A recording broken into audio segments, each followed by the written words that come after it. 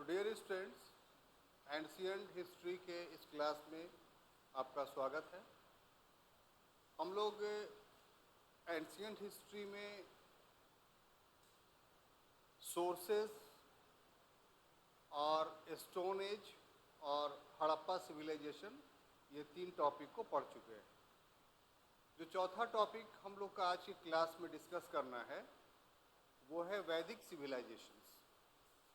लेकिन वैदिक सिविलाइजेशंस को पढ़ने से पहले एक बात जान लेना ज़रूरी है कि क्या हड़प्पा सिविलाइजेशंस के बाद डायरेक्ट वैदिक सिविलाइजेशंस की शुरुआत हो गई? तो इसका जवाब है नहीं।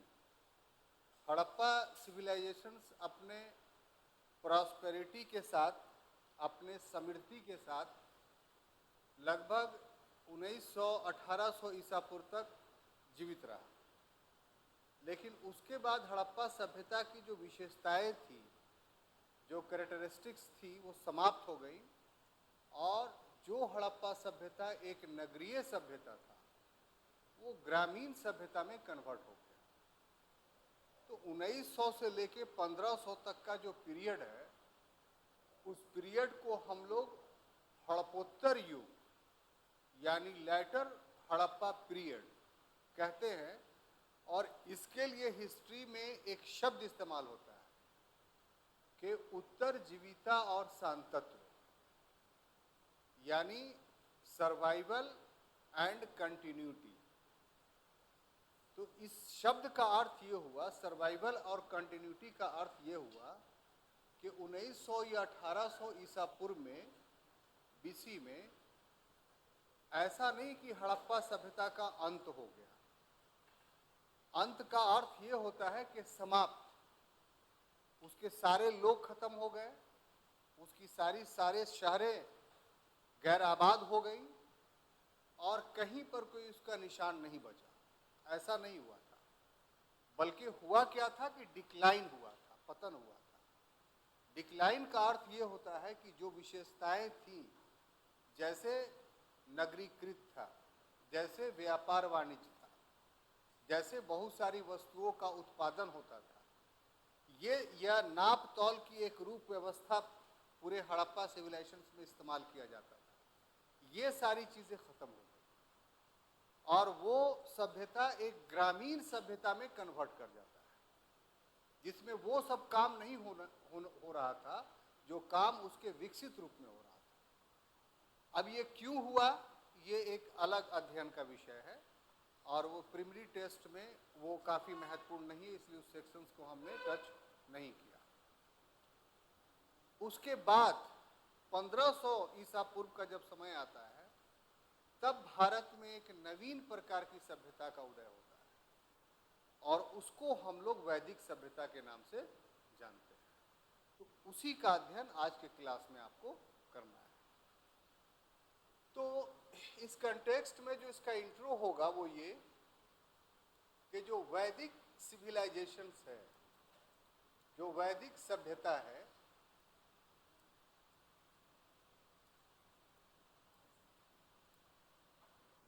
इसे आर्य सभ्यता भी कहते हैं। इसका एक नाम क्या है? आर्य सभ्यता। आखिर ऐसा क्यों कहते हैं? ठीक है, तो वैदिक सभ्यता कहने के पीछे कारण ये है कि संपूर्ण जानकारी वेद से मिलती है। संपूर्ण जानकारी वेद से मिलने के कारण इस सभ्यता को हम लोग क्या बोलते हैं? वैदिक सभ्यता। और आर्य सभ्यता क्यों बोलते हैं इसको? इसलिए क्योंकि आर्यों के द्वारा, आर्य एक नस्ल है, एक जाति है, आर्य जाति के द्वारा या नस्ल भी लिख देते हैं, रेसेस द्वारा स्थापित।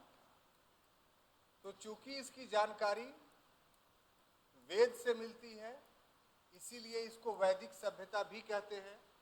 और चूंकि इसके स्थापित करने वाली सभ्यता को बनाने वाले, ये सभ्यता में रहने वाले लोग आर्य नस्ल के थे, इसलिए इसे आर्य सभ्यता के नाम से जानते हैं।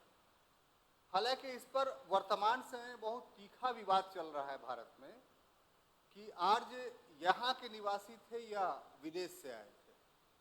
तो हम लोगों के अध्ययन का विषय ये नहीं है कि आर्य मूल निवासी थे या विदेशी थे। ये मेंस में जब हम लोग इन करेंगे तो उसमें ये टॉपिक होगा, पढ़ाएंगे आपको।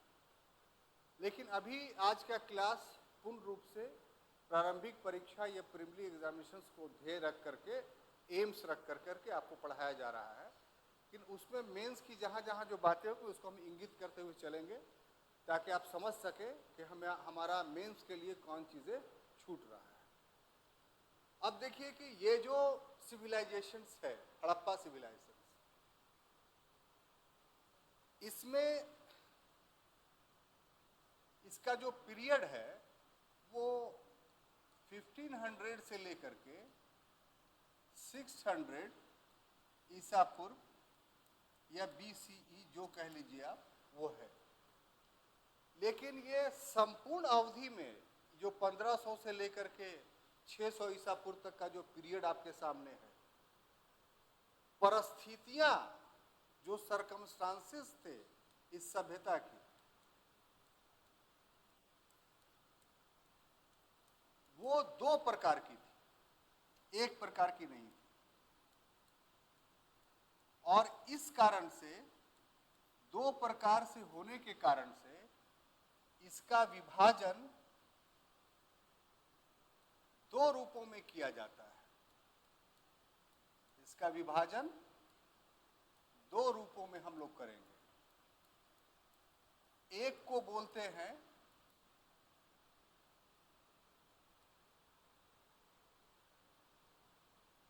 ऋग्वैदिक सभ्यता और दूसरे को बोलते हैं उत्तर वैदिक सभ्यता।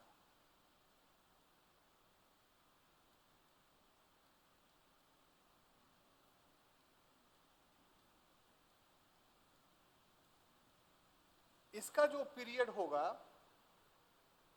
वो 1500 से लेकर के 1000 ईसा पूर्व तक होगा, BCE तक होगा।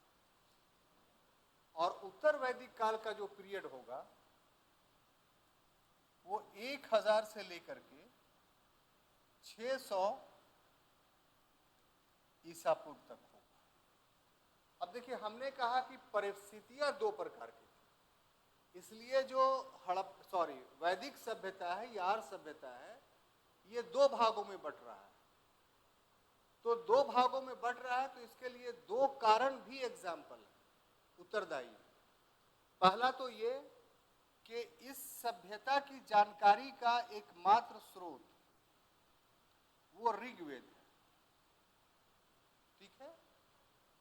लेकिन बाकी जो वेद है, यानी सामवेद,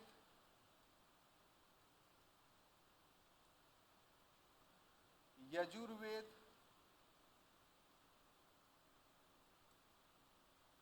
अथर्ववेद,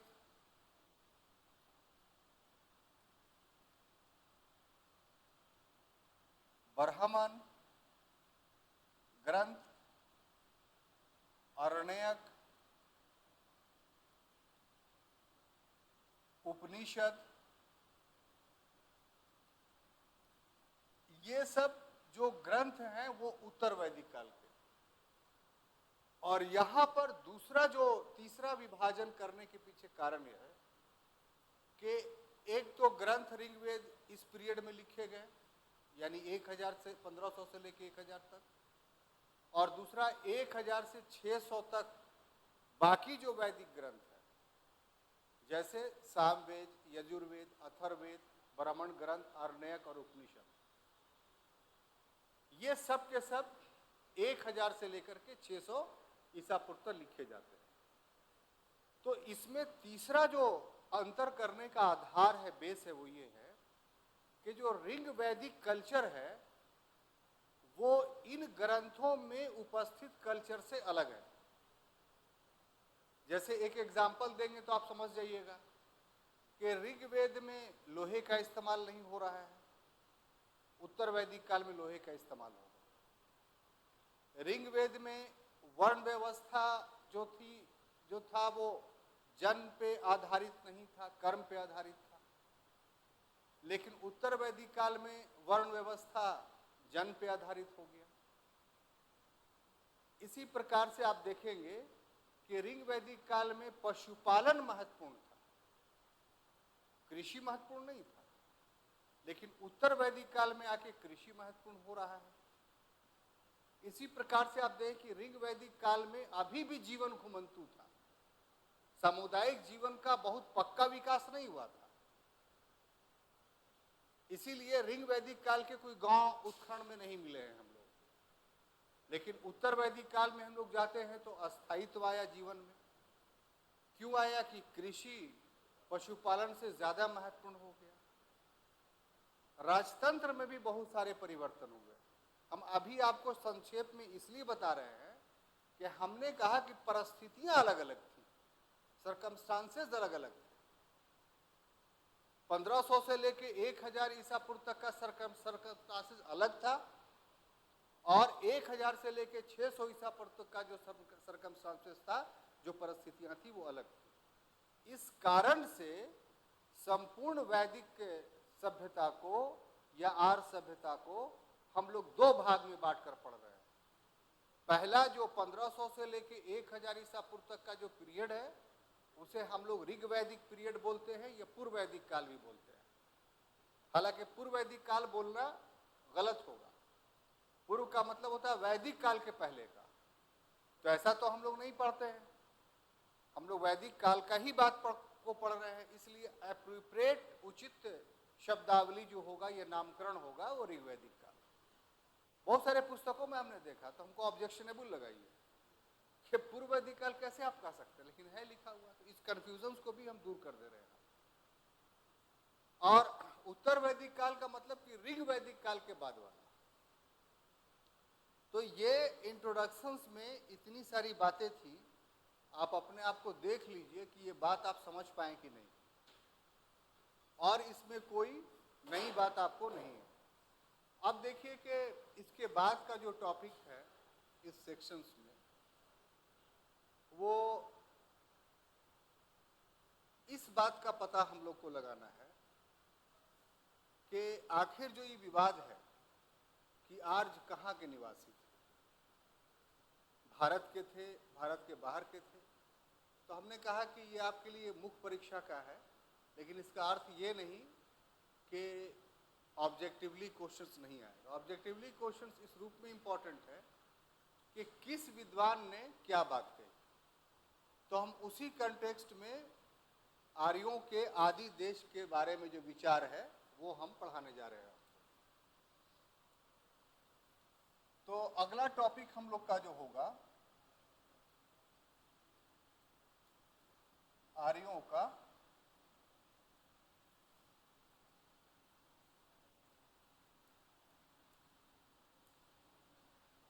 आदि देश। तो इस पर अलग अलग विद्वानों के अलग अलग विचार हैं, और वो ऑब्जेक्टिवली काफी इंपॉर्टेंट है, कभी कभी एग्जामिनेशन में पूछ देता है। जैसे एक व्यक्ति हैं जिनका नाम है अविनाश चंद्र दास।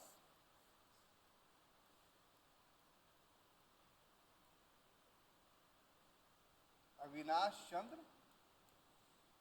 दास, इनका ये मानना है कि इन्होंने रिंग वैदिक इंडिया एक पुस्तक ही लिखी बजाबते तौर पर, और उस पुस्तक में इनका उद्देश्य ये था कि ये साबित करना कि ये लोग सप्त सैंधवा के निवासी थे।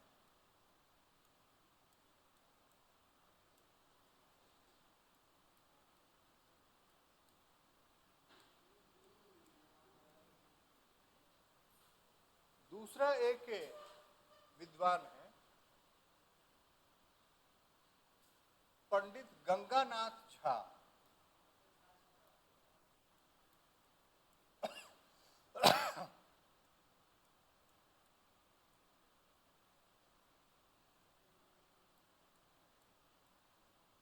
इनका ये कहना है कि आर्य लोग ब्रह्मर्षि देश के निवासी थे।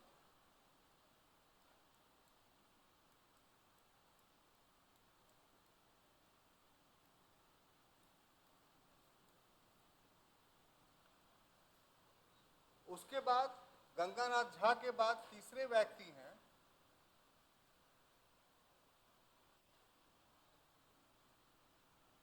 त्रिदेव।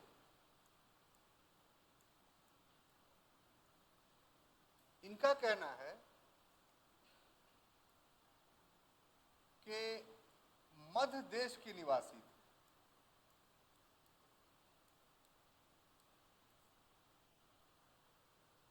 चौथे व्यक्ति हैं R.D. कल्ला।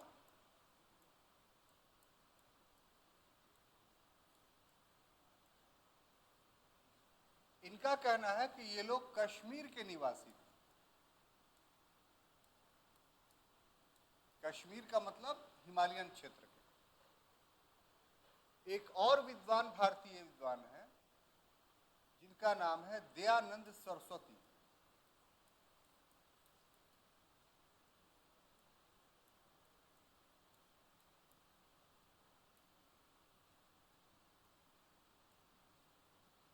इनका कहना है कि तिब्बत के निवासी थे।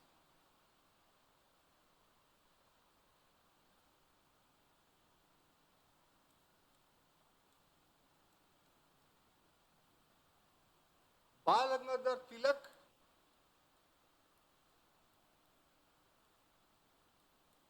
हमारे स्वतंत्रता सेनानी से स्वतंत्रता संग्राम के बहुत बड़े नेता थे। इन्होंने एक किताब लिखी आर्टिक होम ऑफ आर्यस और कहा कि आर्य जो है उत्तरी ध्रुव यानी नॉर्थ पोल के निवासी। ठीक है। उसके बाद अगर देखते हैं तो पेनका नामक एक विद्वान है। इनका कहना है कि आर्य लोग जर्मनी के निवासी थे। इसी प्रकार से पी गाइल्स नामक एक विद्वान है।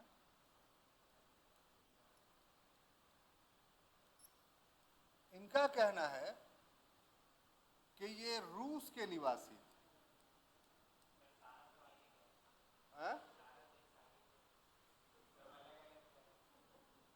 तो छोड़ देते हैं। क्या चाहते हैं आप लोग पहले ही बताइए। बार बार इस बात को हम बोल रहे हैं। हर एक बात पे कहता है कि तू क्या है। हर एक बात पे कहता है कि तू क्या है। तुम ही बताओ ये अंदाज़ गुफ्तगू क्या है।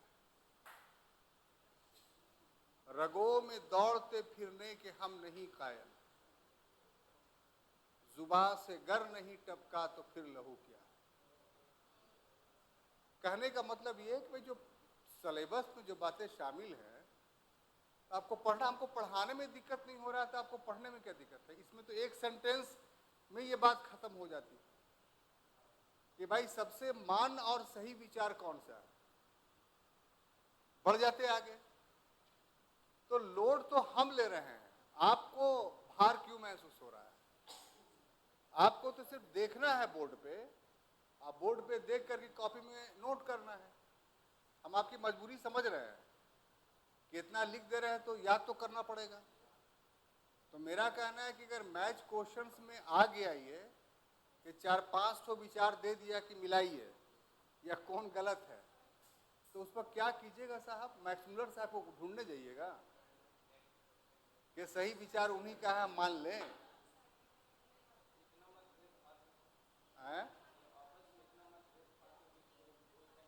आ रहे हैं ना सर, पहले तो टॉपिक को लिखने दीजिए, तब हम आपको आसान कर देंगे। आपको ये देखना चाहिए कि जब सर बिना देखे हुए लिख रहे हैं तो हम भी क्यों नहीं कर सकते हैं। आपका हमसे खून अच्छा है, चेहरा अच्छा है, उम्र कम है। जब इस बुढ़ापे में हम ये जलवा दिखा सकते हैं तो आप हिम्मत क्यों हार रहे हैं। हैं? अब भुला दिए, आप रिदम तोड़ दिए। तो एक है J.S. रीड,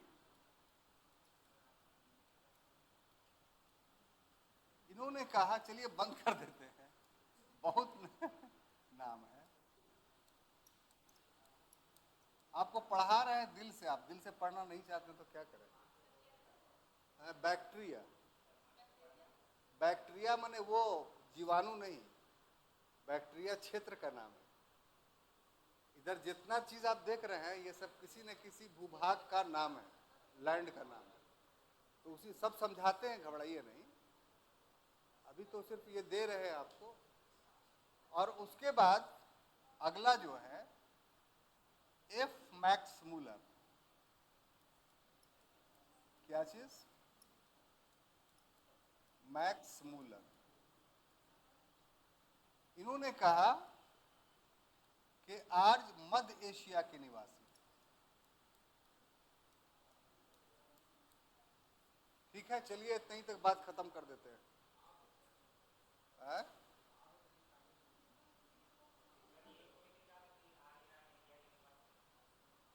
आ रहे हैं भाई, आ रहे हैं, कम से कम इतना बता देंगे आपको कि प्रारंभिक परीक्षा में जो है आपको कोई दिक्कत नहीं है। दिल से पढ़िए ना, दिल से पढ़िए तो सब आपको क्लास में ही याद हो जाएगा। अगर आप इंटरेस्ट लेकर के पढ़ाई करेंगे तो आपको बहुत सारी बातें यहीं याद हो जाएंगी। लेकिन आप मान लेंगे कि बहुत भारी भरकम है तो फिर उसका कोई इलाज थोड़ी है। अब आप गौर से देखिए कि ये जो लोग हैं ये सभी के सभी भारतीय हैं, और ये जो लोग हैं वो सभी के सभी यूरोपीय हैं, यानी विदेशी हैं। अगर इसमें दो व्यक्तियों को छोड़ दिया जाए तो बाकी अधिकांश जो भारतीय हैं उन्होंने आर्यों को भारत का निवासी ही माना है, यानी ये कह दिया कि आर्य भारत बाहर से नहीं आए थे बल्कि यहाँ के मूल निवासी थे। जैसे अविनाश चंद्र दास ने कहा सप्त सैंधवा, सप्त सैंधवा अफगानिस्तान से लेकर के पंजाब का जो इलाका है, अभी इसके बाद जो टॉपिक आएगा उसमें डिटेल से हम बताएंगे कि सप्त सैंधव में कौन कौन शामिल है। अभी के लिए समझने के लिए इतना समझिए कि अफगानिस्तान से लेकर के पंजाब का जो क्षेत्र है वो उस समय सप्त सैंधवा कहा जाता है। तो चूंकि आर्य लोग की सभ्यता का प्रारंभिक स्थल यही है, तो इसीलिए अविनाश चंद्र दास ने कहा कि बाहर से नहीं आए थे, ये लोग यहीं के मूल निवासी थे। इसी तरीके से गंगानाथ झा ने कहा कि फिर आर्यों का थोड़ा सा विस्तार उससे आगे में हुआ। ब्रह्मर्षि देश है क्या? तो वहां से लेकर पंजाब से लेकर के जो प्रयाग यानी संगम तक का जो इलाका है, इलाहाबाद तक का जो इलाका है, ये ब्रह्मर्षि देश कहलाता है। यहाँ आज भी ब्राह्मणों की संख्या जो आप जाएंगे तो बहुत ज्यादा मिलेगा इसी इलाके में। तो कहा कि ये वहां के निवासी। त्रिदेव ने कहा कि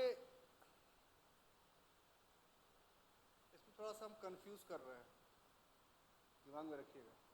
त्रिदेव ने कहा कि नहीं, ये लोग मध्य देश के निवासी। मध्य देश कहाँ? तो हिमालय से लेके विंध्याचल तक का जो इलाका था उसको मध्य देश के नाम से जाना जाता है। आर डी कल्ला ने कहा कि नहीं, कश्मीर के निवासी थे ये।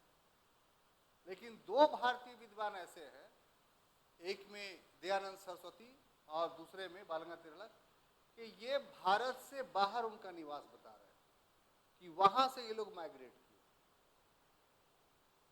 तो ये जो विचार है उस विचार को वर्तमान समय में एक व्यक्ति है इटली का जिसका नाम है फिलिप्पो सासिट्टी। ये एक्चुअली में भाषा विज्ञ है, यानी भाषा विज्ञान का बहुत बड़ा जानकार है। तो इसने संस्कृत और यूरोपीय भाषाओं पर रिसर्च किया और पाया कि जितने भी विश्व में भाषाएं हैं वो संस्कृत से और लैटिन भाषाओं से निकली हुई है और उसने बाज़ाब्ते तौर पे इसके चार्ट बनाए। जैसे एग्जाम्पल के तौर पर कि फादर बोला जाता है इंग्लिश में और लैटिन में फाटर बोला जाता है, और जो संस्कृत में है वो फादर के जगह पर पिता बोला जाता है। इसी तरीके से संस्कृत में मात्र बोला जाता है, नहीं माता उससे बना, और फिर लैटिन में मैटर बोला जाता है उसको, और इंग्लिश में मदर बोला जाता है। तो एक पूरी सूची दी कि ये इस बात को इंगित करता है कि ये सारी भाषाएं एक ही भाषाओं से निकली है और इनके जो बोलने वाले लोग थे वो किसी समय में एक जगह पर थे और फिर वहीं से वो विश्व के अलग अलग देशों में चले गए, जिससे प्रोनाउंसिएशंस में, उच्चारण में थोड़ा अंतर आ गया और नए भाषाओं का उदय हो गया। तो भाषा शास्त्र के आधार पर फिलिप्पो सासेट्टी ने यह साबित कर दिया कि ये यूरोप के हैं। अब यूरोप में कहाँ के हैं तो उसमें जो है विवाद है। जैसे पेनका कह रहा है कि जर्मनी का है, और पेनका का जर्मनी के कहने का, या और एक विद्वान है वो हंगरी का कहता है। तो जर्मनी का कहने का भूरा बाल है कि जिस तरीके से जर्मनी के लोगों का बाल भूरा होता है, आर्यों का भी बाल भूरा था, भारत में भी जो ब्राह्मण है उनके भी बाल भूरे हैं, इसलिए सब एक है। इसी तरीके से हंगरी में जो जानवर पाए जाते थे, चिड़िया पाए जाते थे, वो चिड़िया भारत में नहीं था, लेकिन ऋग्वेद में उसका वर्णन है। इसका मतलब ये लोग हंगरी के निवासी थे। इसी तरीके से रूस का भी है। जेफ रीड ने बैक्टीरिया को, तो बैक्टीरिया और मध्य एशिया ये एक्चुअली में एक ही क्षेत्र है, अलग अलग नहीं है।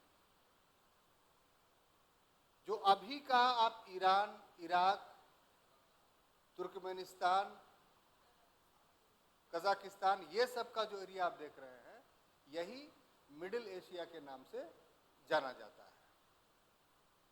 तो जे.एफ. रीड ने भी कहा वही, और एफ. मैक्स मुलर ने भी कहा वही, और सबसे मान विचार यही है कि ये लोग बैक्टीरिया या मध्य एशिया के निवासी। लेकिन मैक्स मुलर के विचार को रीड के तुलना में क्यों श्रेष्ठता दी गई? क्योंकि मैक्स मुलर ने आर्यों के स्थान का पता भाषा शास्त्र के आधार पर लगाया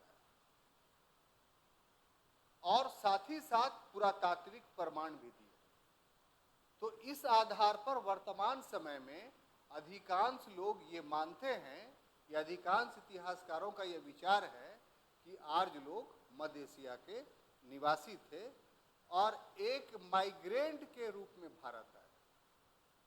मध्य एशिया से इनका सिर्फ भारत में ही माइग्रेशन नहीं हुआ, बल्कि मध्य एशिया से यूरोप में भी माइग्रेशन हुआ, भारत में भी माइग्रेशन हुआ, और निर्विज्ञान शास्त्र यानी एंथ्रोपोलॉजी के आधार पर मैक्स मुलर ने यह साबित किया कि ये जातियां जहां जहां हैं, चाहे यूरोप में हो, चाहे भारत में हो, या मध्य एशिया में भी हो अभी, तो इनकी शारीरिक संरचना एक समान है। जैसे ये लंबे हैं, रंग इनका गोरा है, नाक इनके खड़े हैं, बलिष्ठ बदन के मालिक हैं ये, यानी स्ट्रांग इसके। तो इस तरीके का एक रूट है, जो रूट उन्होंने दिखाया कि देखिए यहाँ यहाँ ये लोग पाए जा रहे हैं।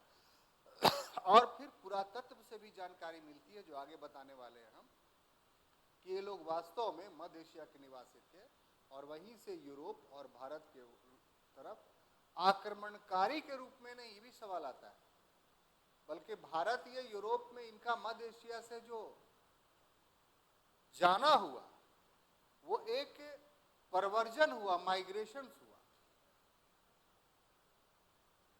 एक माइग्रेंट के रूप में आए। क्यों आए?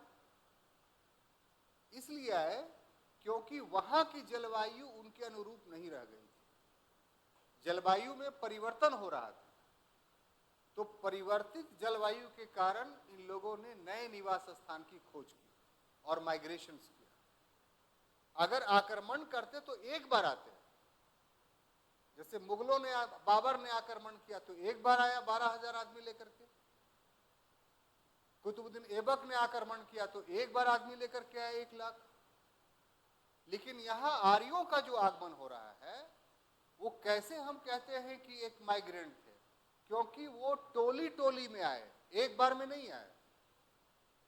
पहले एक कोई ग्रुप आया, उसके बाद फिर पीछे से दूसरा ग्रुप आया, और ऐसे ऐसे वो भारत के अंदरूनी क्षेत्र में पहुंचते गए और यहाँ अस्थायी रूप से बस गए।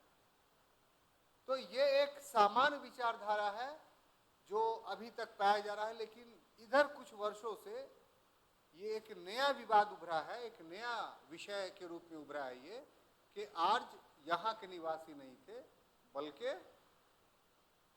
आर्य विदेशी नहीं थे, बल्कि आर्य भारत के निवासी थे। और इसको प्रमाणित करने की कोशिश बहुत सारे लोगों के द्वारा की जा रही है। तो ये जो टॉपिक है ना, ये मेंस का विषय है।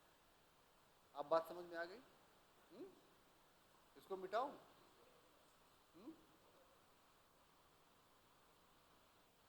तो अब देखिए, दूसरा जो टॉपिक पढ़ना है हम लोग को, वो है आर्यों का विस्तार।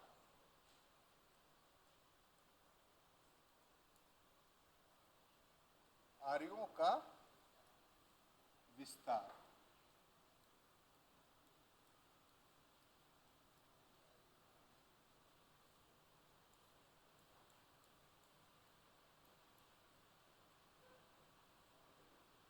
Expansion of Arya's.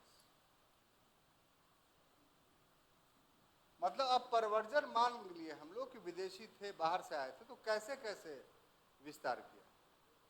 तो उसमें जो सबसे पहला स्टेप उनका था कि आर्य लोग, आर्यों का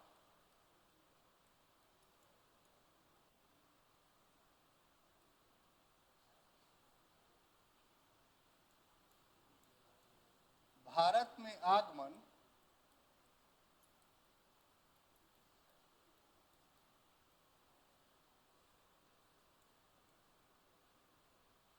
अप्रवासी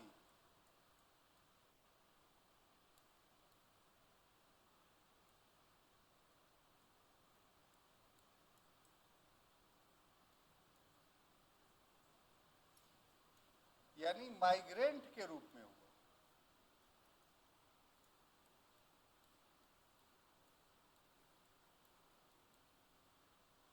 और इनकी अनेक टोलियां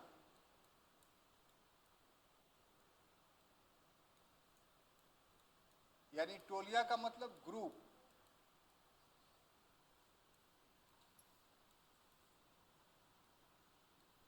अलग अलग समयों में भारत आई। अलग अलग समयों में भारत आई।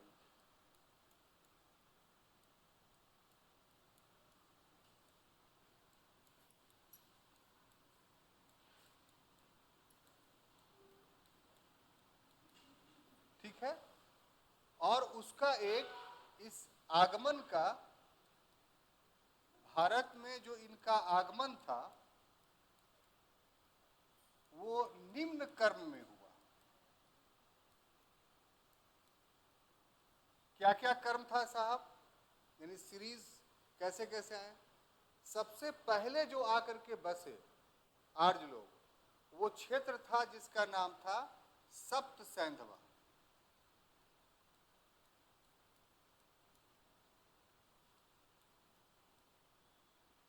अब यहां पर देखिए कि सप्त सैंधवा क्षेत्र कौन था। तो ये ऋग्वेद खुद बता रहा है कि सप्त सैंधवा क्षेत्र का अर्थ क्या होता है। तो ये सप्त सैंधवा क्षेत्र का जो पहचान किया गया है, ठीक है, वो नदियों के माध्यम से।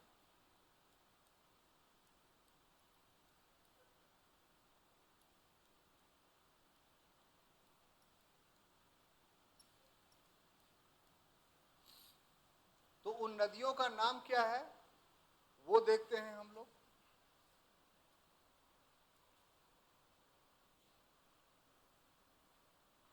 तो जैसे पहला नदी है सिंध, जो उस पुस्तक में लिखा हुआ है, इसको वर्तमान समय में हम सिंधु के नाम से जानते हैं। दूसरी नदी है सरस्वती, ये ऋग्वेद में भी इसका नाम सरस्वती है और वर्तमान समय में भी इसे सरस्वती ही कहा जाता है। तीसरी नदी है विपाशा, जिसको वर्तमान समय में व्यास कहा जाता है। उसके बाद अगली नदी है पुरुषनी,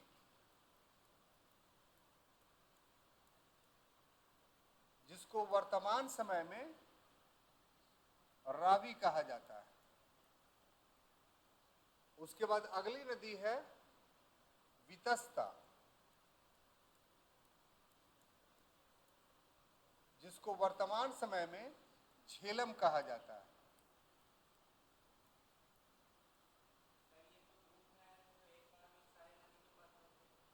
हाँ? आपके सवाल का जवाब दे रहे हैं, रुक जाइए 2 मिनट, पहले लिख ले। हैं? ठीक है।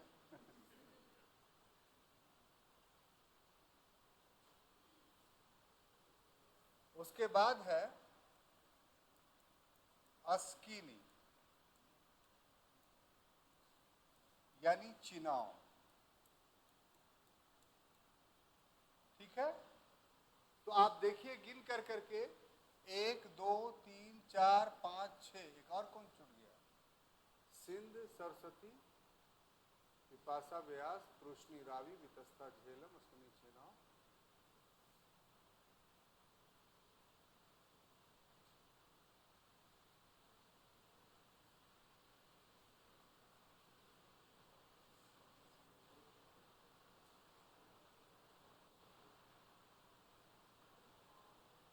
आज शतुद्री,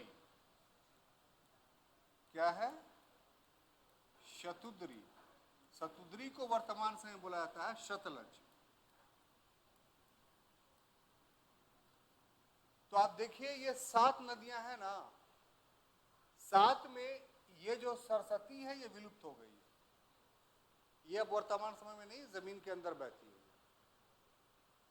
उस समय जो है वो जमीन के ऊपर थी, जिस समय का इतिहास हम लोग पढ़ रहे हैं।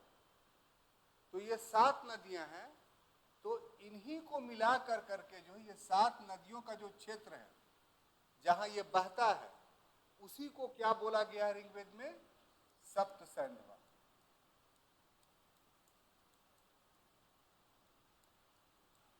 लेकिन सिर्फ आर्यों का विस्तार इन नदियों तक ही नहीं था, बल्कि इससे कुछ अधिक था। जो उसमें वर्णन मिलता है ये काफी महत्वपूर्ण थे। और उसमें क्या था? जैसे कुभा, अभी वर्तमान समय में इसको काबुल बोला जाता है, नदी का नाम है काबुल। नदी को उस समय कुभा बोला जाता था। दूसरा कुर्मू, अभी इसको कुर्रम बोला जाता है। और उसके बाद सुवास्तु, अभी इस नदी का नाम स्वात है। स्वात जगह भी है और नदी भी है। और ये सारे के सारे जो इलाका है वो कहाँ है? अफगानिस्तान में।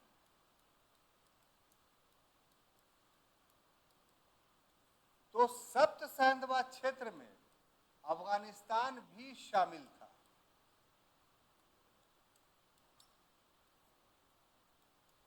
बात समझ में आई? जब हम सप्त सैंधवा क्षेत्र बोलते हैं तो ये जो नदियां आप देख रहे हैं 7, 3, 10, तो 10 नदियां जिन क्षेत्रों से बहती हैं वे सभी क्षेत्र सप्त सैंधवा के नाम से जाने जाते थे। अब इनका प्रश्न ये है कि क्या प्रश्न था आपका? हाँ, वेरी गुड। सब कोई एक ही बार सब जगह बस गया, इतना नहीं। जैसे एक ग्रुप आया, ये बहुत अच्छा सवाल है आपका। हालांकि इस प्रश्न का उत्तर आपको मिल जाता जब टॉपिक और आगे बढ़ती तब, लेकिन हम नहीं चाहते हैं कि आप में संदेह बना रहे, आप क्लास में बैठे रहें ताकि आगे की बात आपको समझ में नहीं आए। तो जब माइग्रेंट के रूप में आए तो क्या यहां आबादी नहीं थी? थी। कौन लोग थे ये हम आगे पढ़ाते ही है, लेकिन आपका संदेह दूर करने के लिए पहले ही बता दे रहे हैं। तो उसमें दो शब्द हैं, दास एवं दस्यु। दास एवं दस्यु। तो दास शब्द आर्यों के लिए भी इस्तेमाल किया जाता था, जैसे दीवोदास, सुदास, ये सब आर्य थे। और दस्यु, द आधा सा या में हिरसयु की मात्रा, DASUE, दस्यु, ठीक है। ये यहां के मूल निवासी थे। और जब दास आए यानी आर्य आए तो इनका कोई रेजिस्टेंस नहीं हुआ, ऐसी बात नहीं थी। इनका यहां के स्थानीय लोगों से यानी दस्युओं से संघर्ष हुआ, लड़ाई हुई बजाते तौर पर।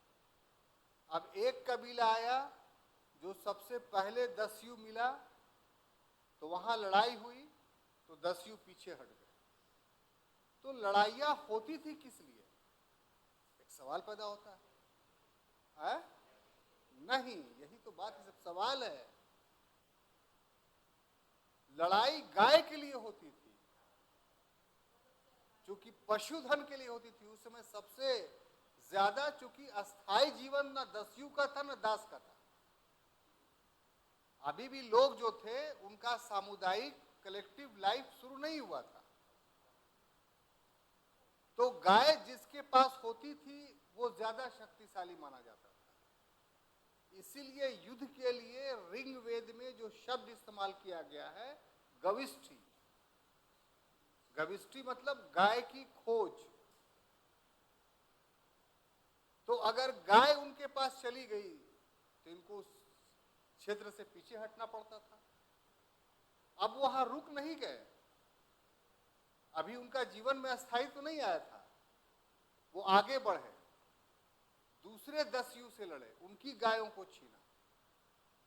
अब सवाल पैदा होता है कि आर्य जीत क्यों रहे थे? तो आर्य के जीतने का सबसे बड़ा कारण यह था घोड़ा, वो घोड़े से आए थे। दूसरा कारण था कि उनके पास कांस के तलवार थे। इनके पास वो तलवार, कांस माने कांसा, मेडल का तलवार था। तो इन कारणों से यहाँ के दस्यु आर्यों से पराजित हो गए। तो ग्रेजुअली, धीरे धीरे ये इस तरीके से उनका विस्तार हुआ। पहले इधर से शुरू किए होंगे, अफगानिस्तान से, और उसके बाद बढ़ते बढ़ते जो है सिंधु तक पहुंच गए। तो ये जो डेवलपमेंट हुआ, उनका विस्तार हुआ, एक्सपेंशन हुआ, ये 1500 से लेकर करके 1000 ईसा पूर्व तक हुआ। एक बैच नहीं हुआ, हमने तो शुरू में ही आपको डेट दे दिया था। बाबर भारत आया तो उसके लिए 1526 डेट फिक्स है, लेकिन आर्य भारत आए तो उनके लिए 1500 डेट फिक्स नहीं है। 1500 से लेकर के 1000 ईसा पूर्व तक का है। हाँ बोलिए।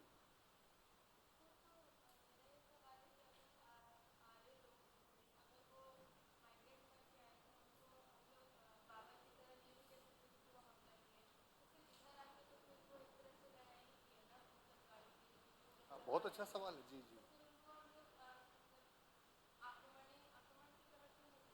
बहुत बेहतर सवाल है। बाबर ने जो भारत में अपना पदार्पण किया वो घोषित रूप से आक्रमण किया। बजाते तौर पे भेरा, सियालकोट, सैयदपुर, इन सभी दुर्गों पर प्रारंभिक आक्रमण किया बाबर ने, और आने के बाद फिर बाजाप्ते तौर पे पानीपत का प्रथम युद्ध होता है। और उस प्रथम युद्ध में क्या होता है, जो यहाँ की स्थापित सत्ता थी इब्राहिम लोदी की, उससे युद्ध होता है, और युद्ध होने के बाद वो पराजित होता है, तब वो क्षेत्र पर कब्जा करता है। तो ऐसी पद्धति को हम लोग इन्वेजन्स नाम देते हैं, आक्रमण नाम देते हैं। और आज कोई क्षेत्र विजित करने के लिए नहीं आए थे, बल्कि उनके क्षेत्र में जहां वो रहते थे उस क्षेत्र में जलवायु रहने के अनुकूल नहीं रह गई थी, तो इसलिए वहां से वो लोग प्रवर्जन कर गए, माइग्रेट कर गए। और जब माइग्रेशन हुआ उनका, और जब सब संधवा क्षेत्र में कदम रखा, तो यहाँ के जो लोग थे उन लोगों ने उनको एक्सेप्ट नहीं किया। क्यों नहीं एक्सेप्ट किया? कि उस समय जीविका का जो मुख्य साधन था वो गाय थी। गाय क्यों थी? क्योंकि भोजन का मुख्य आधार था, वो खेती का मुख्य आधार था। तो जिसके पास जितनी गाय होंगी वो जो है, भोजन का मतलब दूध, आप लीजिएगा, आपका नाक बहुत सिकुड़ गया था इसलिए हम इसको क्लियर कर देना चाहते हैं कि कोई अच्छा मतलब बुरा सेंस मत ले लीजिएगा। तो इसलिए ये उनके लिए भी, दसियों के लिए भी जरूरी था, ये आर्यों के लिए भी जरूरी था। तो ये, और जिस पीरियड का हिस्ट्री हम लोग पढ़ रहे हैं उस पीरियड की तुलना 15वीं, 16वीं, 17वीं, 18वीं शताब्दी या आज के परिवेश में आप नहीं कर सकते हैं। उस पीरियड में कोई देश का परिकल्पना डेवलप नहीं हुआ था, जमीनें पूरी की पूरी खाली थी, जिसको जहां मन करता था वहां चला जाता था। हमने आपको फर्स्ट क्लास लिया, शायद आप नहीं थी उसमें, तो उसमें हमने कहा कि किस ढंग से रामापिथेकस पेड़ से नीचे उतरता है, ऑस्ट्रेलोपिथेकस बनता है, जिंजानथ्रोपस बनता है, सिनामथ्रोपस बनता है, और ये सारे एक जगह नहीं बन रहे थे। शुरुआत में अफ्रीका में बना, अफ्रीका से माइग्रेट करके ये कहाँ गया? तो एशिया में गया, एशिया से माइग्रेट करके कहाँ गया? तो यूरोप में गया। जो फोसिल्स मिले इन सभी मानवीय विकास के, वो इन क्षेत्रों से मिले। दिक्कत यह है कि हिस्ट्री पढ़ने में आप सब समय की तुलना आज से करने लगते हैं, तो इसीलिए समझने में दिक्कत हो जाती है। आज यहां आए तो उस समय कोई राष्ट्रवादी भावना भारत में नहीं पाई जा रही थी, कोई सत्ता था ही नहीं। जैसे वो लोग नोमैडिक लाइफ गुजार रहे थे, वैसे भारत के लोग नोमैडिक लाइफ गुजार रहे थे। खाने के लिए इधर उधर भटकते रहते थे, गुफाओं में रह रहे थे। और आप उसका तुलना किससे कर रहे हैं? आज के समय में जब ऊंची ऊंची बिल्डिंगें में और मेट्रो में और प्लेन से आप चल रहे हैं, तो उसका कंपैरिजन आज में करना उचित है? सिंपल सी बात। तो उस दृष्टिकोण से देखिए, तब आपको हिस्ट्री समझ में आएगा। हम आपकी मजबूरी समझ रहे हैं, घबराइए नहीं, कोई दिक्कत नहीं होगा। तो साहब ये समझ में आई बात कि नहीं आई? अब थोड़ी सी सफर, और ये सिर्फ रिंग वैदिक पीरियड में इसका एक्सप्लेनेशन किया है कि सब सैंधवा का मतलब क्या हुआ और सब सैंधवा में कैसे वो लोग आकर करके रहे। अब उसके बाद रिंग वैदिक पीरियड में ही आर्यों का सप्त सैंधवा क्षेत्र से आगे विस्तार होता है, और वो कैसे होता है? तो उसी का नाम है ब्रह्मर्षि देश। अगला जो क्षेत्र कौन है? अब ये रिंग वेद में दिया गया नाम है। तो ब्रह्मर्षि देश का मतलब क्या है? कि पंजाब से गंगा जमुना दोआब तक का क्षेत्र, इसको रिंग वेद में कहा गया है ब्रह्मर्षि देश। पंजाब से गंगा यमुना दोआब। दोआब का मतलब दो पानी, तो गंगा यमुना जहां मिलती है तो उसके बीच का एरिया को दोआब के नाम से जानते हैं। फिर ऋग्वैदिक पीरियड में ही फिर वो लोग थोड़ा सा आगे बढ़े और उसको नाम दिया मध्य देश। क्या नाम दिया? मध्य देश। और ये कहां से कहां तक था?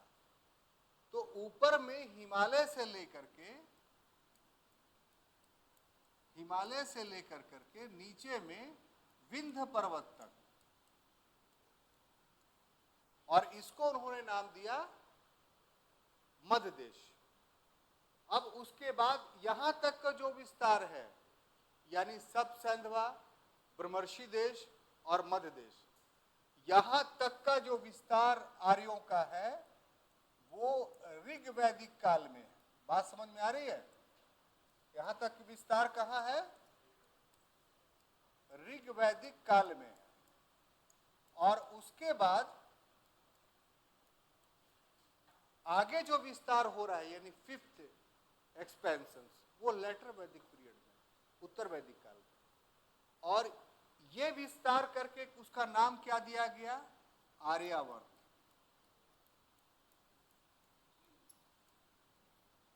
और इसका विस्तार तो गंडक नदी तक। कहां तक? गंडक नदी कहां है? बिहार में। तो इसका एक आख्यान है शतपथ ब्राह्मण में, इस विस्तार का, ये जो आर्यावर्त तक विस्तार हुआ, इस विस्तार तक का शतपथ ब्राह्मण में इसका एक वर्णन है इस विस्तार का।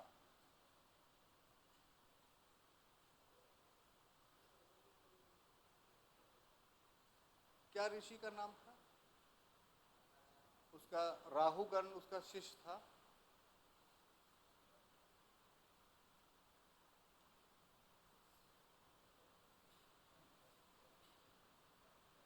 सरस्वती के तट पे रहते थे वो ऋषि।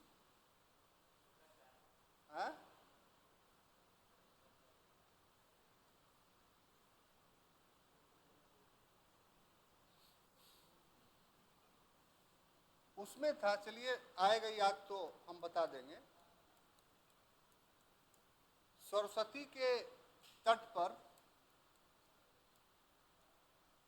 एक ऋषि निवास करते थे और उनका एक शिष्य था जिसका नाम था राहुगण। ठीक है? तो इन्होंने घृत का नाम लिया,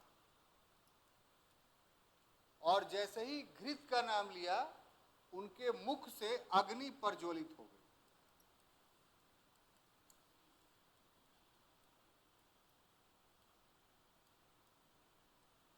और जो अग्नि प्रज्वलित हुई तो ये ऋषि जो है आगे बढ़ना शुरू किए, और सारे जंगल, चूंकि जंगल था आगे, जो मध्य देश के बाद का इलाका था जंगल था, तो सारे जंगल को जलाते रहे और पीछे से उनका शिष्य राहुगण भी चलता रहा। तो ये अग्नि जंगल को जलाते हुए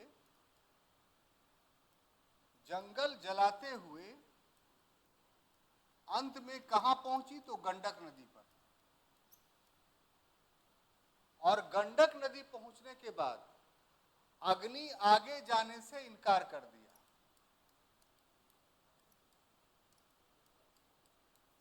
आगे जाने से इनकार कर दिया कि हम अब आगे नहीं जाएंगे। तो इसीलिए आर्यों की अंतिम सीमा गंडक नदी।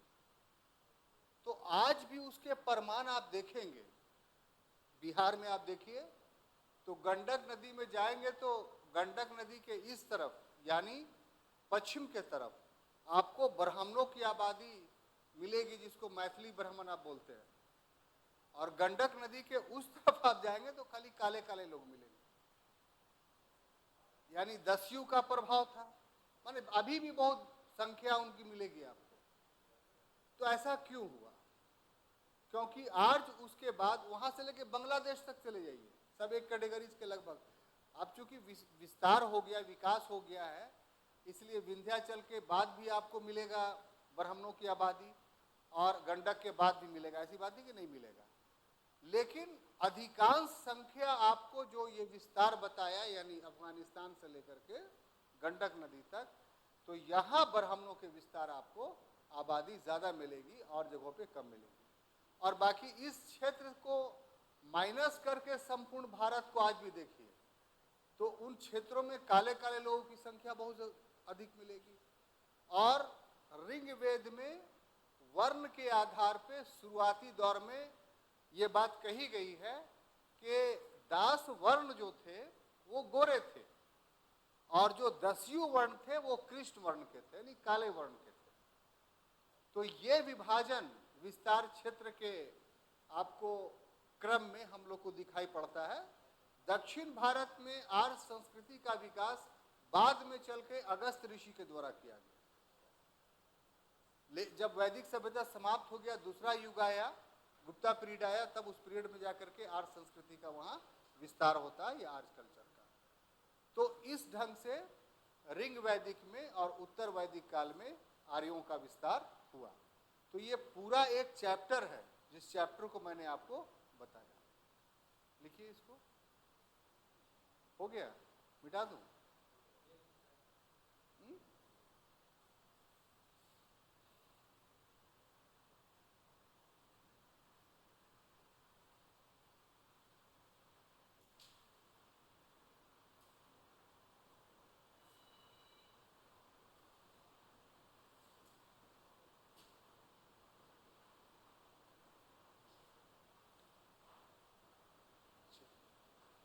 हो गया बेटा?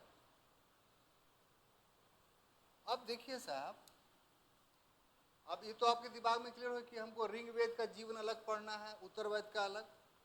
तो अब जो शुरू कर रहे हैं उसका लाइव। तो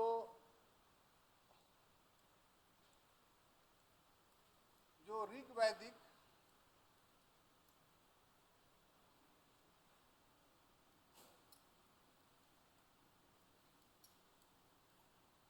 राजनीतिक जीवन था वो कैसा था?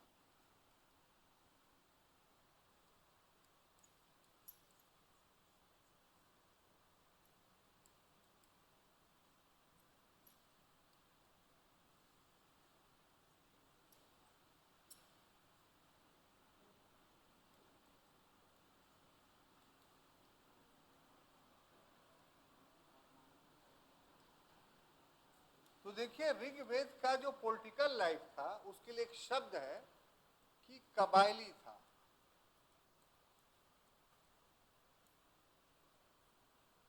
कबायली का मतलब कि लोग कबीलों में अपने आप को संगठित थे। तो इस कबीले का निर्माण कैसे हो रहा था? तो कबीले का निर्माण जो हो रहा था उसमें सबसे पहली इकाई जो थी वो कुल थी। कुल का मतलब समझते हैं? इसको और सरलीकृत किए तो गृह यानी घर, यानी एक माता पिता से उत्पन्न लोग जो एक घर में रहते हैं, तो उसको क्या बोला जाता है? कुल। खानदान, खानदान ही बोल सकते हैं। लेकिन ताजुब की बात है कि ऋग्वेद में कुल शब्द का वर्णन नहीं, गृह शब्द का वर्णन। ठीक है? लेकिन उसके बाद को जो शब्द है उसका वर्णन है।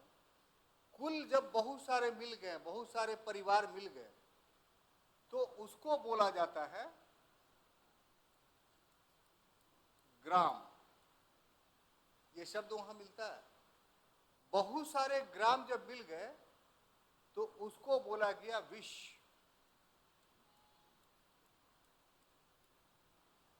और बहुत सारे विश्व जब मिल गए तो उसको बोला गया जन। ऋग्वेद के पॉलिटिकल सेटअप में जनपद का वर्णन नहीं है।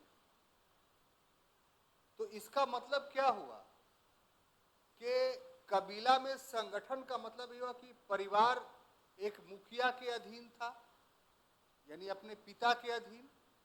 तो चूंकि वो परिवार था इसलिए उसका प्रधान कुलपा कहलाया।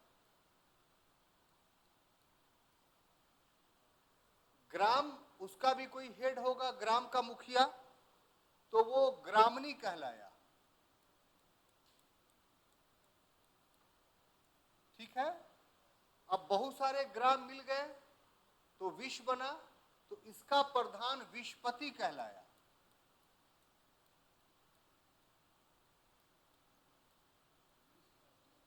और जन जो था उसका प्रधान गोप कहलाया। क्या कहलाया? गोप। तो ये गोप जो था ना साहब, यही कबीलाई राजा था।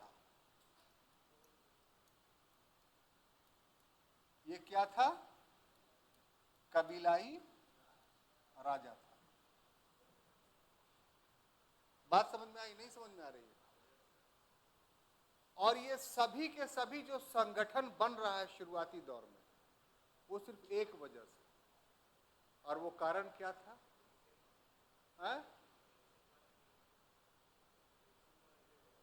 विकसित। बोलिए, आपको इस ढंग से पढ़ा रहे हैं कि सब सब्जेक्टिव ऑब्जेक्टिव सब साथ में चल रहा है। सुरक्षा के लिए अगर ये अकेले रहते तो सब मारे जाते, तो इसीलिए शुरुआत में क्या परिवार से सुरक्षा लिया। लेकिन जब कोई बड़ा परिवार उस परिवार को समाप्त करने की स्थिति में आ गया, तो छोटे छोटे परिवार मिलकर के क्या बना लिए? ग्राम, ताकि हम लोग मिल कर करके आक्रमण का सामना करेंगे। जब इस छोटे ग्राम का बड़े ग्राम से खतरा पैदा हो गया, तो और छोटे छोटे ग्राम मिलकर क्या बन गए? विश्व बन गए। और इस ढंग से एक कबीला डेवलप कर गया जो आर्यों का कबीला था। और उस कबीले का जो ऋग्वैदिक पीरियड में जो प्रधान था वो क्या कहलाता था? गो। अब बात समझ में आ गई?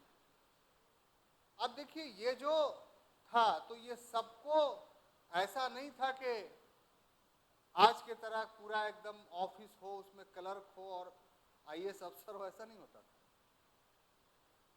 ये सरदार जो था, जिसको गोप कहा जाता था, ये ग्रेजुअली धीरे ये इसका चुनाव होता था। ठीक है। इसका क्या होता था? तो इसके लिए संगठन था बजाते तौर पे। उस संगठन में कौन था? सभा, एक था समिति, और एक था विदर्थ।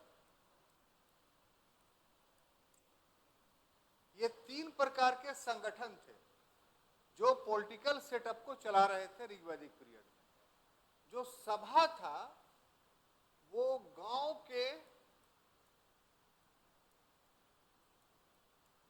बुजुर्गों का एक ऑर्गेनाइजेशन था, जो एल्डर थे, बड़े थे। और ये क्या करते थे? तो महत्वपूर्ण निर्णय लेते थे। साथ ही साथ कोई विवाद हो गया तो एक जुडिशियरी का भी काम करते थे, जज का भी काम करते थे। हाँ। और समिति जो थी वो आम जन की थी, यानी उस कबीला में जितना भी लोग था वो सभी जो है वो समिति का सदस्य होता था। और यही क्या करता था कि राजा को, यानी गोप को जो है चुनता था। और विदर्थ का जहां तक बात है, तो ये आदि संस्था थी, यानी जिस समय आर्य लोग भारत में आ रहे थे तो रास्ते में इसका निर्माण कर करके अपने आप को अस्थायी रूप से टेम्पोररी सुरक्षा प्रदान किया। तो एक प्रकार से ये टेम्पोररी ऑर्गेनाइजेशन था। तो जब अस्थायित्व आया तो फिर सभा और समिति रही, विदर्थ का अस्तित्व समाप्त हो गया। इसका ऋग्वेद में 8 बार वर्णन है, इसका 9 बार वर्णन है और इसका 23 बार वर्णन है। सभा का 8 बार, समिति का 9 बार, आप लोग बार लिख लीजिएगा, और विदर्थ का 23 टाइम्स। मतलब ऋग्वेद ग्रंथ है ना, तो 8, 9, 23 स्थानों पर ये नाम आए। इसका अर्थ ये हुआ, ऋग्वेद में 8 स्थानों पर सभा का नाम आया, ऋग्वेद में 9 स्थानों पर समिति का नाम आया, ऋग्वेद में 23 स्थानों पर विदर्थ का नाम आया। अब बात समझ में आई? तो इस ढंग से राजा यानी गोप को चुना जाता था, लेकिन ग्रेजुअली धीरे धीरे ये पद आनुवंशिक हो गया। यानी एक गोप जब मरा तो उसका बेटा ही। अब ये काम क्या करता था? तो काम जब युद्ध के समय आता था ना, तब ये कबीला के लोगों को सिलेक्ट करता था कि चलो युद्ध लड़ना है। कोई अस्थाई परमानेंट सेना नहीं थी इसके पास, लेकिन ये राजा था और ये कोई काम नहीं करता था। तो जो बलिष्ठ व्यक्ति होता था, युद्ध कला में निपुण होता था, वही राजा सिलेक्ट कर लिया जाता था। जहां पर अकेले लड़ करके वो बचा सकता था लड़ता था, और नहीं तो आदमी को लेके जाता था। इसके लिए जो टैक्स है, कर है, वो एक प्रकार का है, उसको बोलते हैं बलि। यानी लोग बलि नामक कर देते थे राजा को अपनी सुरक्षा के लिए। और वो बलि क्या होता था? कोई पैसा वैसा होता था? नहीं, वस्तु के रूप में। और वस्तु के रूप में क्या? तो उसको जो खाने की जरूरत, सबसे बड़ी चीज उस पीरियड में क्या रही होगी? तो खाना। तो साग सब्जी या अनाज, जो भी खाने की चीजें होती थी, वो सब के सब, यहाँ सही बोला है, वो ऋग्वैदिक पीरियड में मांसाहार प्रचलित था। तो इस तरीके से जो है, वो जो उसको जीवन जीने के लिए जरूरी था, वो सभी कबीला के सदस्यों के द्वारा दिया जाता था। ऐसे आजकल देख लीजिए, चौकीदार होता है ना भाई, तो अभी तो खैर नहीं है, लेकिन बहुत पहले था कि चौकीदार का, ब्रिटिश पीरियड में चौकीदार का पैसा अंग्रेज नहीं देते थे, बल्कि चौकीदारी कर लगता था जो गांव वालों से वसूल किया जाता था।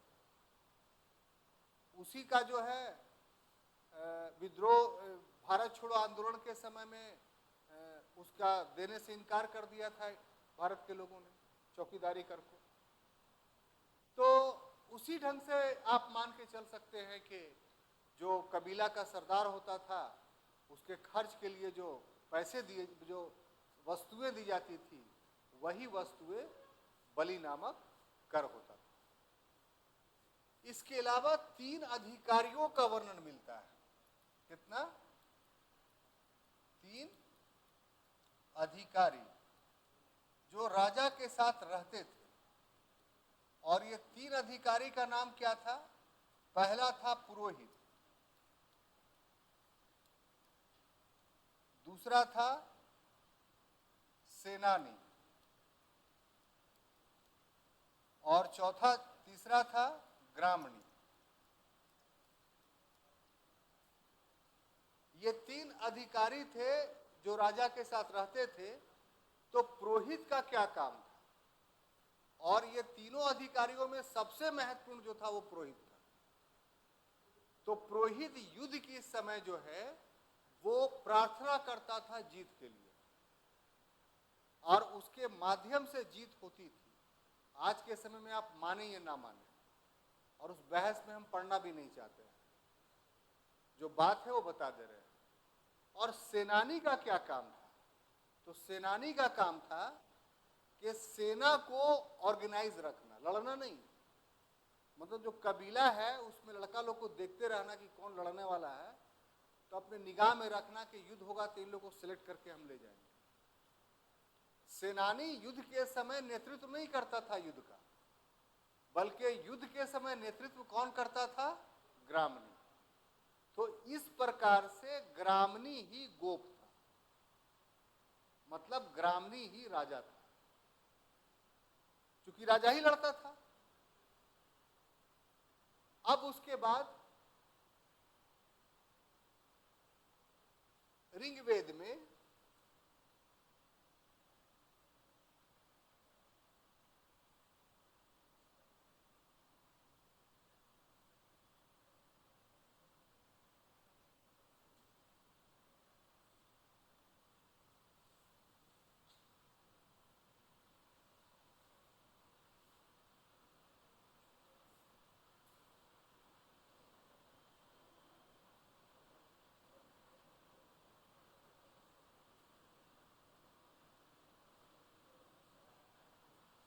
ऋग्वेद में रत्निन का वर्णन मिलता है।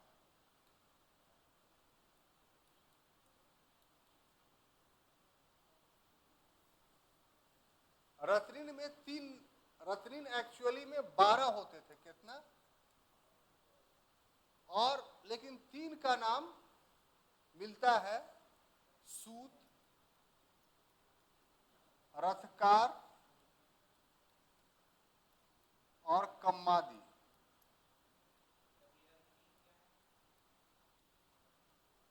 इसके अंदर में अधिकारी है ये, ठीक है, मैंने सहायता देने वाले।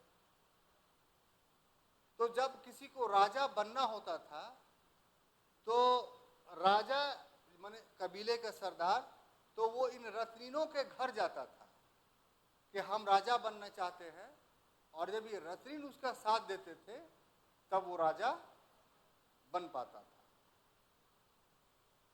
इसके अलावा अस्पश नामक एक अधिकारी का वर्णन मिलता है ऋग्वेद में, जो गुप्तचर होता था, यानी स्पाई।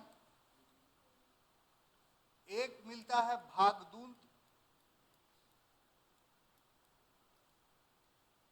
ये गोचर भूमि का प्रधान होता था। गोचर भूमि समझते हैं? ग्रासलैंड, जहां जानवर लोग चरते, चारागाह जिसको आप बोलते हैं। तो ये बहुत बड़ा अधिकारी था भागदूत। क्यों? क्योंकि पशुओं उनके पास ज्यादा थी, और पशु को रखने के लिए बाड़ा चाहिए था, खिलाने के लिए घास चाहिए था। तो इसकी रखवाली अगर नहीं होगी तो इनकी संपन्नता में वृद्धि नहीं हो पाएगी। तो इसलिए ये काफी महत्वपूर्ण अधिकारी था।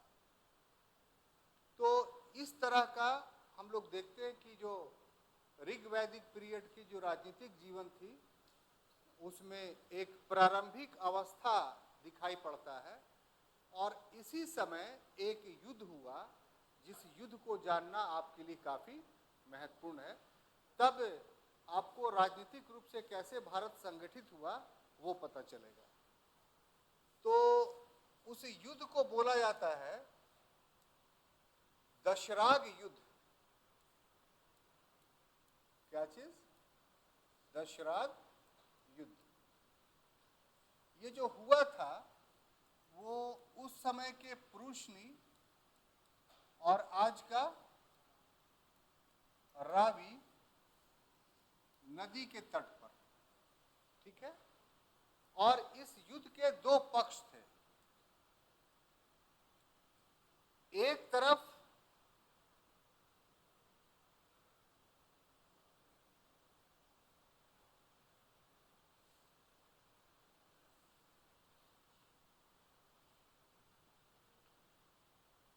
विश्वामित्र नामक ऋषि थे, और दूसरी तरफ वशिष्ठ नामक ऋषि थे। ये दोनों ऋषि हैं। यहां एक राजा था जिसका नाम था सुदास, और ये भरत कबीले का प्रधान था। सुदास किसका था? भरत कबीले का। इसके अगेंस्ट में 10 जन थे। अभी अभी आपको बताएं कि जन सबसे लास्ट ऑर्गेनाइजेशन था।